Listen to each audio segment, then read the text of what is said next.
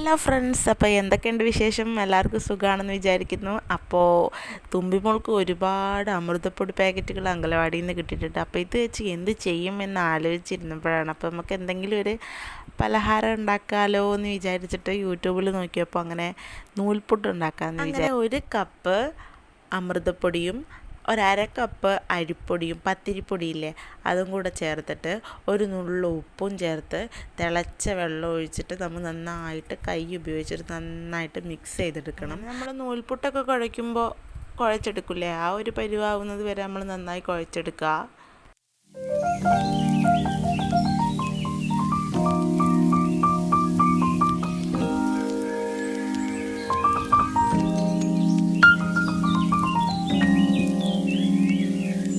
നമ്മൾ മാവൊക്കെ കുഴച്ച് സെറ്റാക്കിയിട്ട് ഒരു 10-15 മിനിറ്റ് റെസ്റ്റ് ചെയ്യാൻ വെച്ചിട്ടുണ്ട്.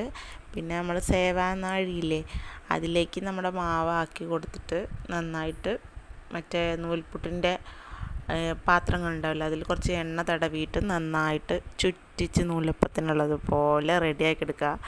നല്ല മഴ പോലെ വരുന്നത് കണ്ടപ്പോൾ മറ്റാൾ അവിടെ നിന്നിട്ട് അമ്മ ഞാൻ ഈ മഴയൊന്ന് പിടിച്ച് നോക്കട്ടെ എന്നു തൊട്ട് നോക്കുന്നുണ്ട് കേട്ടോ. അങ്ങനെ ഞാൻ ചീത്ത പറഞ്ഞപ്പോൾ കൈയൊക്കെ എടുത്തു. അങ്ങനെ എല്ലാ പാത്രത്തിലും അതേപോലെ ചുറ്റിച്ചെടുത്തിട്ട് തട്ടിൽ വെച്ചിട്ട് നമ്മൾ വെള്ളം തിളപ്പിക്കാൻ വെച്ചിട്ട് അതിനുള്ളിലേക്ക് ഈ തട്ട് ഇറക്കി വെച്ചിട്ട് അടച്ചു വെച്ച് കൊടുക്കണം.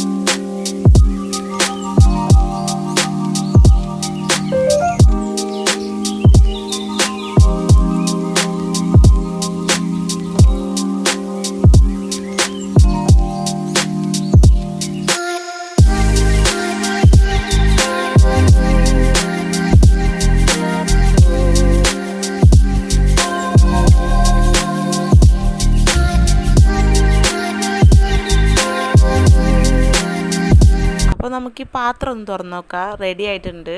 അപ്പോൾ എങ്ങനെ ഉണ്ടെന്ന് നമുക്ക് നോക്കി നോക്കാം. ലുക്കിലൊന്നും വലിയ കുഴപ്പമില്ല. ഇതൊന്നും ചുമ്മാ ഇരുന്നപ്പോൾ വെറുതെ ഒന്ന് പരീക്ഷിച്ച് നോക്കിയതാണ്. അപ്പോൾ ഏറെക്കുറെ ഇത് സക്സസ് ആയിട്ടുണ്ട്. അപ്പോൾ നമുക്ക് ഈ പാത്രത്തിൽ നിന്ന് ഈ തട്ടൊന്ന് എടുത്ത് മാറ്റാം.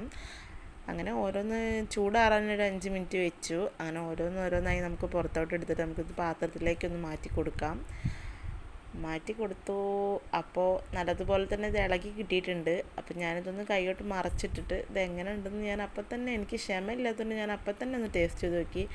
ഗായ്സ് സൂപ്പറാണ്, നല്ല ടേസ്റ്റ് ഉണ്ട്. അപ്പോൾ എല്ലാവരും മറക്കാതെ പരീക്ഷിച്ച് നോക്കാം കേട്ടോ.